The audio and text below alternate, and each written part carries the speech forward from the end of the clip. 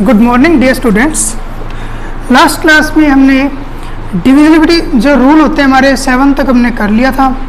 आज हम divisibility rule 8 से स्टार्ट करने वाले हैं। देख लीजिए 8 के लिए क्या रूल होता है बच्चों। रूल फॉर 8 देख लीजिए 8 के लिए जो लास्ट के 3 नंबर होते हैं बच्चों, कोई भी आपके पास नंबर दे रखा है उसका लास्ट के 3 डिजिट है, यदि 3 डिजिट डिविजिबल है 8 से तो वो टोटल नंबर होल नंबर भी डिविजिबल होगा 3 से।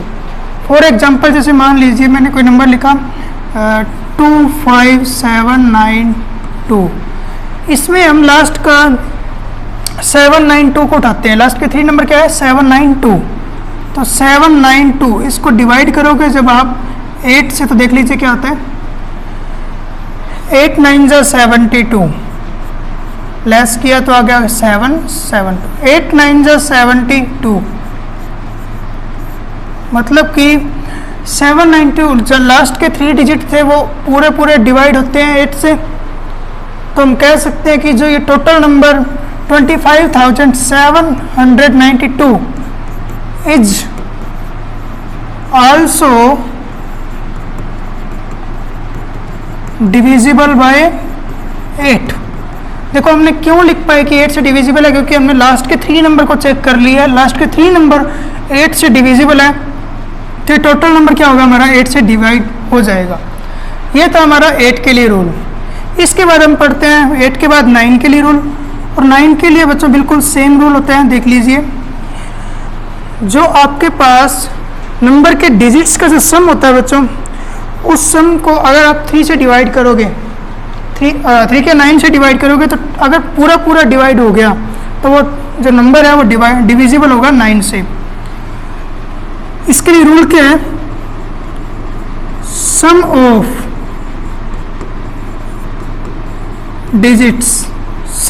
Digits is divisible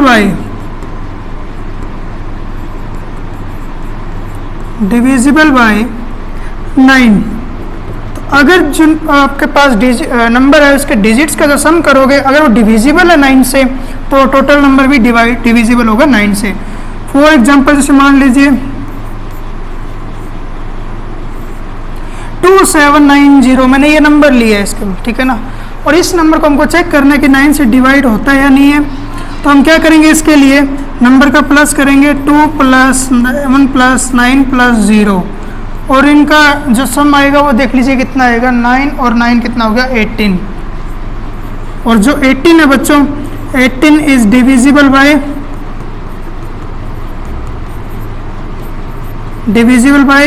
9। तो मतलब आप 18 में जब 9 का डिवाइड करोगे तो पूरा डिवाइड चला जाएगा आपका। 18 डिविजिबल है 9 से, तो हम कह सकते हैं कि जो 2790 इज आल्सो डिविजिबल बाय 9। तो ये भी क्या होगा, नंबर हमारा डिवाइड हो जाएगा 9 से। तो जो चीज़ मैं करवा रहा हूँ वो आप लिखते चलिए। तो 8 के लिए हम क्या लिख सकते थे, 8 के लिए लिख सकते थे कि last 3 digits is divisible bye 8, कि लास्ट के 3 डिजिट डिविजिबल हो जाए हमारे 8 से।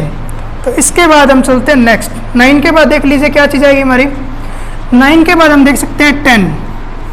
तो 10 के लिए आपको पता ही है कि लास्ट का जो 1s प्लेस पर जो नंबर होगा वो 0 होना चाहिए। हम लिख सकते हैं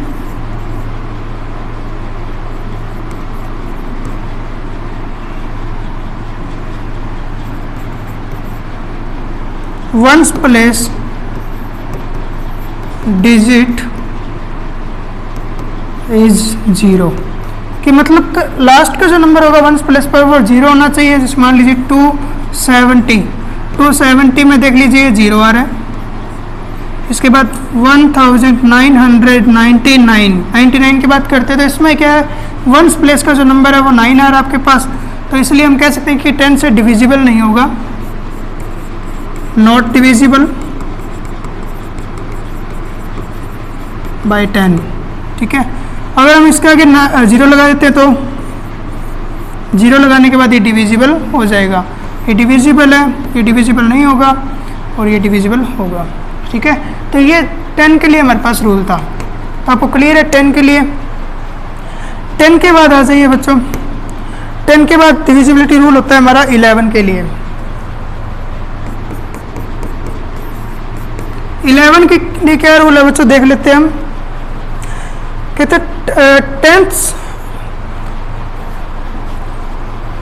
देख लीजिए पूरी डिटेल में पढ़ लेते हैं। कहते हैं a number will be divisible by 11, कोई नंबर जो होगा वो डिविजिबल होगा 11 से, किस कंडीशन में, if the difference between the sum of the digits, कि आप डिजिट्स का सम करोगे और उसका डिफरेंस किसके साथ, the odd place from the right and the sum of the digits at even place from the right is equal to 0 और ए multiple of 11। देख लीजिए इसके लिए एक एग्जांपल लेके चलते हैं। जैसे मान लीजिए 37840, 37840 का हम एग्जांपल लेके चलते हैं। तो इसके अंदर क्या होगा, जो ऑड नंबर पर जो नंबर होंगे, ऑड नंबर के जो डिजिट्स होंगे और इवन नंबर के जो डिजिट होंगे, दोनों क्या करोगे आप, बारी बारी से ऐड करोगे इन दोनों को। ठीक है, सम करोगे इनका। देख लीजिए सबसे पहले हम देखते हैं इसके अंदर ऑड नंबर के डिजिट्स। ये 1 पर आता है, 1 2 3 4 फिफ्थ प्लेस पर, 1 प्लेस पर, और ये 3rd प्लेस पर, ये 1 और ये 3rd प्लेस पर और ये 5th प्लेस पर।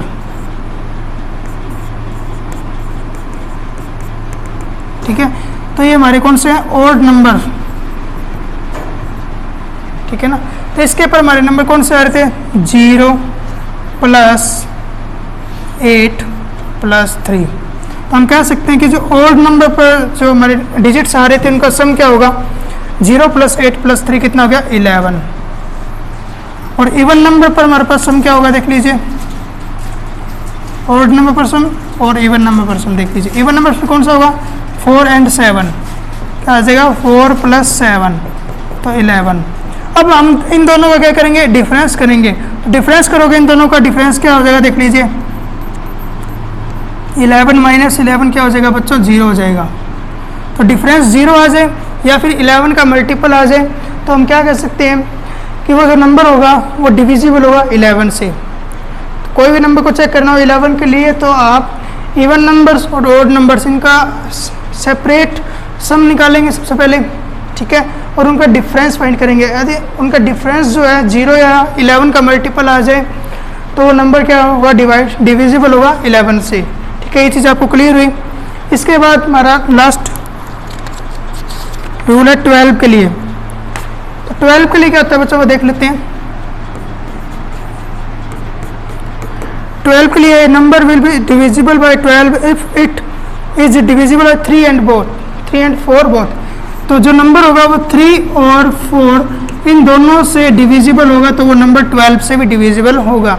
क्योंकि 12 के जो फैक्टर होते हैं हम करते हैं तो वो 3 × 4 होते हैं, तो 3 से भी डिविजिबल है और 4 से भी डिविजिबल है, तो ऑटोमेटिकली क्या होगा बच्चों, वो 12 से भी डिविजिबल होगा वो नंबर। ठीक है, ये चीज़ आपको क्लियर है। इसके बाद लास्ट एंड फाइनल है 100, 1000 और 10,000। तो 100 के लिए लास्ट में होनी चाहिए 20, 1000 के लिए 30 होनी चाहिए और 10,000 के लिए 40। देख लीजिए 10,000 से कोई नंबर डिविजिबल होगा, इसका मतलब हम कह सकते हैं कि टोटल जितनी भी जीरो कट हो जाएगी। कट होने के लिए उस नंबर में ये 40 होनी ज़रूरी है। ठीक है ना, तो हम कह सकते हैं कि 10,000 से डिविजिबल होने के लिए 4 zeros का होना मस्ट है। ओके स्टूडेंट्स, तो आज के लिए इतना ही। मिलते हैं नेक्स्ट क्लास में एक्सरसाइज 3.3 के साथ। Thank you.